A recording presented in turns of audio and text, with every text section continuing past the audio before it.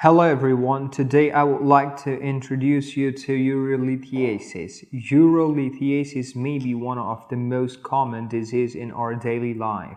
In China, the incidence rate is 1% to 5% in the southern region due to the high temperature. The incidence rate can be as high as 5% to 10%, and with the improvement of people's living standards, the diet structure and living habits have undergone significant changes, resulting in an upward trend in the incidence of urolithiasis in recent years. So, what are urolithiasis?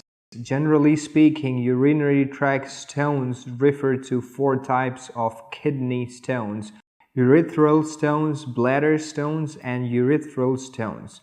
The first two are called upper urinary tract stones, and the later two are lower urinary tract stones. So let's take a look at the upper urinary tract stones first. Generally speaking, upper urinary tract stones refer to kidney stones and urethral stones. The usual origin of stones is in the kidneys.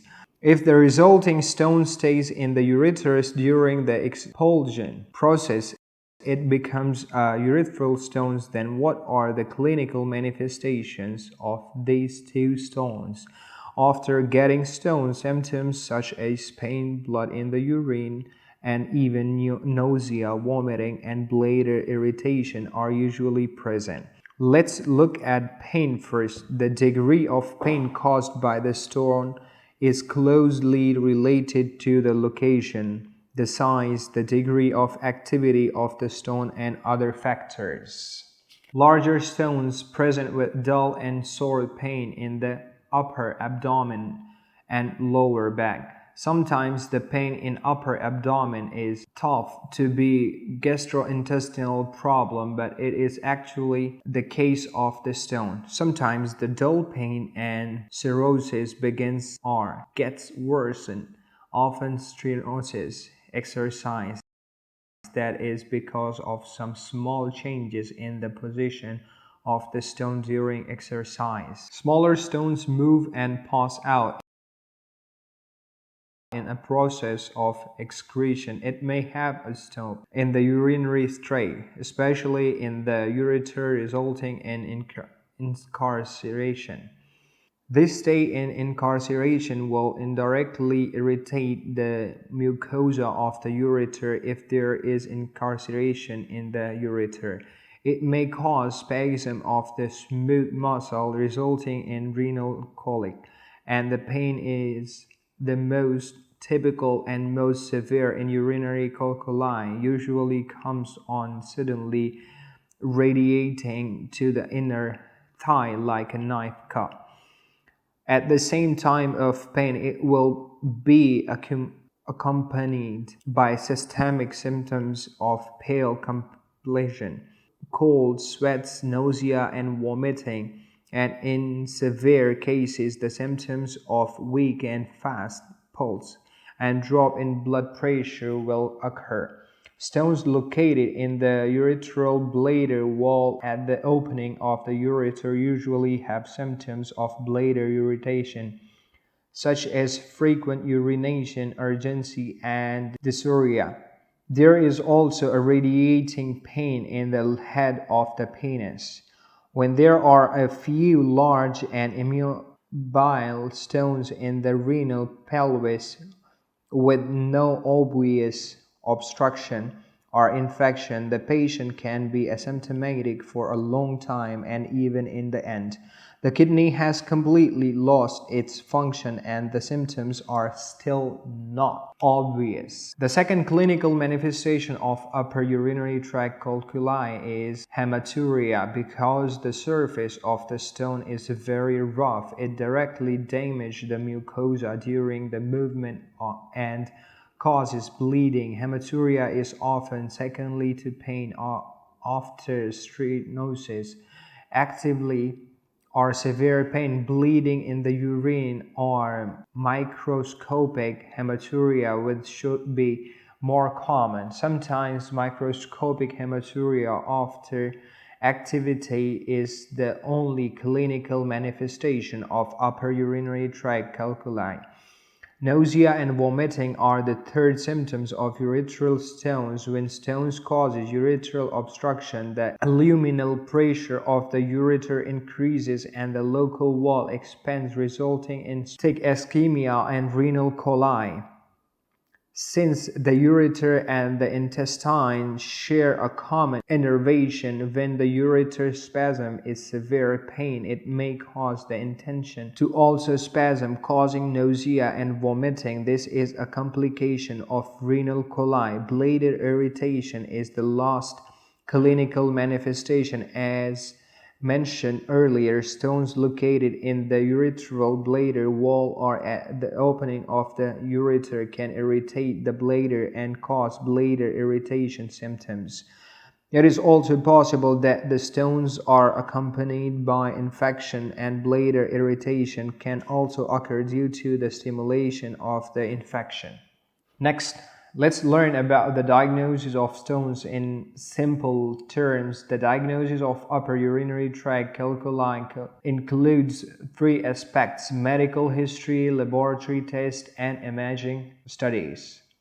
The first aspect is the medical history. Exercise-related pain and hematuria are the first things we should consider for upper urinary tract stones. If typical renal coli occurs, hematuria may occur, and the diagnosis of urethral calculi is basically certain. History of stones, family history, history of urinary system diseases or urinary system deformities, etc.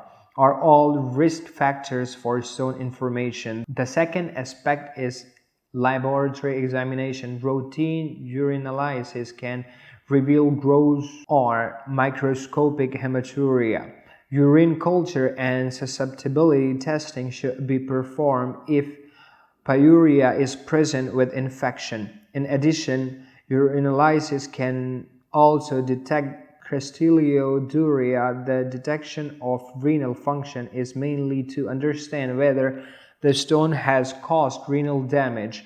The biochemical examination of urine is mainly to determine the calcium, phosphorus, uric acid, potassium, magnesium, and other components in the urine. When necessary, 24 hours urine calcium, phosphorus, uric acid, oxalic acid, cysteine, potassium, and other inorganic components can be checked, mainly to know whether there are many biological abnormalities in the urine.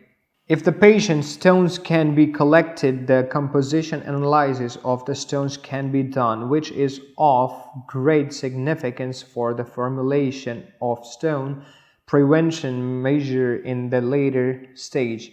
Infrared broad spectrum method is usually used to do the compositional analysis of the stone. Imaging is the most direct method for diagnosing stones, and ultrasonography is the first choice. On ultrasound image, the stone will appear as a hyperjoyous mass, and a spatial sound shadow will appear behind the stone. In addition, ultrasound can also evaluate the renal mass caused by hydronephrosis or the atrophy of the renal parenchyma. Small stones and X-ray negative stones that cannot be seen on the plain film of the urinary system can also be found on ultrasonography. Due to the non-invasive and safe characteristics of ultrasonography, it is suitable for a very large population, especially for pregnant women, children, patients with renal insufficiency, and people allergic to contrast media. X-ray examination is also a commonly used method in the diagnosis of stones. Abdominal pain radiographs can detect more than 90% of positive stones. However, when the stone is too small, the degree of calcification of the stone is not high, and the negative stone is not displayed under the plain film. Intravenous urography can evaluate changes in renal structure and urinary tract function caused by stones. Congenital malformations, for example, can be clearly detected in the case of urography. Filling defects are usually a special case of urography. After the filling defect occurs, it usually indicates that X-ray negative stones or other space-occupying lesions such as polyps and tumors need further examination. Plain CT scans can detect smaller middle and lower urethral stones that cannot be visualized by abdominal pain, radiography, urography, and ultrasonography. When none of the above methods can be diagnosed, only retrograde pylography or ureteropylopsy can be used for direct examination. Next, learn the treatment of upper urinary tract stones. There are many methods for the treatment of upper urinary tract calculi, and clinicians should be a reasonable choice according to the specific situation of calculi and individual differences of patients. For example, for the stone with the diameter of less than 0.6 centimeter, if its surface is very smooth, the urinary tract below the stone is not obstructed and the stone stays for a short time, less than 2 weeks. In line with the above condition, drug expelling and lithotripsy treatment can be taken. For example, allopurinol can reduce the level of uric acid, and alpha-marceptopropynyl lysine and acetylcysteine can reduce the level of cysteine. Oral administration of potassium citrate and sodium bicarbonate can alkalize urine and prevent and treat uric acid and cysteine stones. Oral ammonium chloride acidifies the urine, which can prevent the growth of infectious stones. Of course, while using drug treatment, you also need to drink a lot of water and increase urine output. Adjust the diet structure and often do some jumping exercises which can increase the success rate of stone removal. When renal colic is present, emergency treatment is required at this time due to the severe pain symptoms of the patient. In terms of treatment, antispasmodic analgesia are the mainstays, and some non-steroidal anti-inflammatory analgesics, M-type clonic receptor blockers, calcium channel blockers, or progesterone can be selected. After the pain is relieved, the treatment of the stone is carried out. Extracorporeal shock wave lithotripsy is a widely used clinical treatment method. It locates the stone by X-ray or ultrasound and then uses high-energy shock wave to focus on the stone so that the stone is broken and excreted.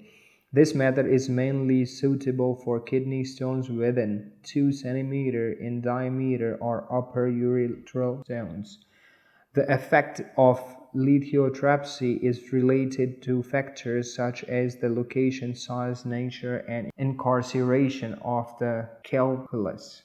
After the stone has broken up, it may cause renal colic during passage. If there are many broken stones, too many stones accumulate in the ureter, which may cause stone streaks in the ureter and sometimes cause infection.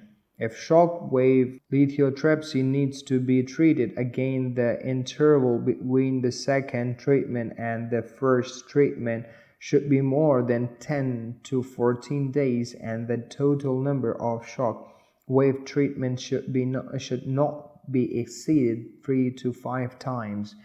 Extracorporeal shock wave lithotripsy is contraindicated and cannot be used in the following cases. For example, patients with urinary tract obstruction at the distal end of the stone that cannot be successfully discharged after lithotripsy, pregnant patient with bleeding disorders, patients with cardiovascular disease, patient with aortic or renal aneurysms, and uncontrolled urinary tract infections. In addition, patients with excessive obesity, skeletal deformities, high kidney position, unclear stone positioning, etc.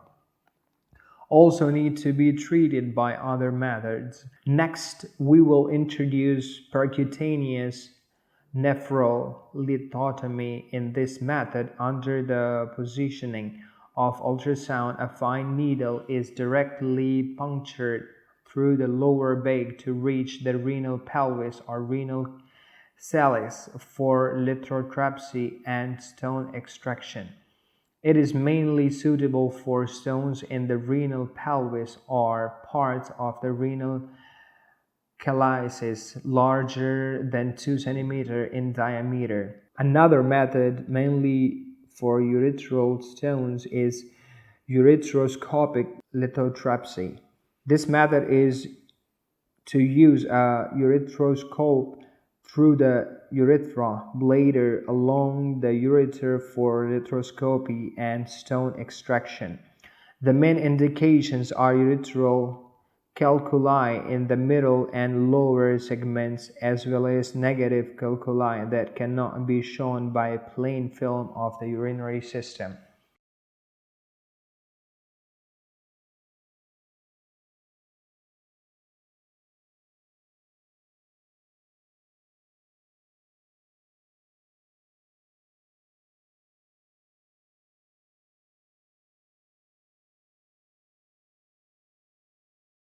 Laparoscopic surgery and open surgery are rarely used in clinical practice due to their relatively large trauma. Next, we will learn about lower urinary tract stones, including bladder stones and urethral stones. The diagnosis and treatment and simpler than upper urinary tract stones. Clinical manifestations, diagnosis and treatment of bladder stones. The main manifestation of bladder stones is the sudden interruption of urinary flow during urination, accompanied by severe pain, and this pain can radiate to the perineum, distal urethra, and head of the penis. After the patient changing position, the pain disappeared due to the change in the position of the stone, and he could continue urinating again. But soon there is a possibility of repeated interruptions in the flow of urine accompanied by dysuria and bladder urination. When complicated with infection, hematuria, pyuria, and bladder irritation may also occur. If it is a child who has difficulty urinating, there is often a movement of grasping and pulling the penis with the hand.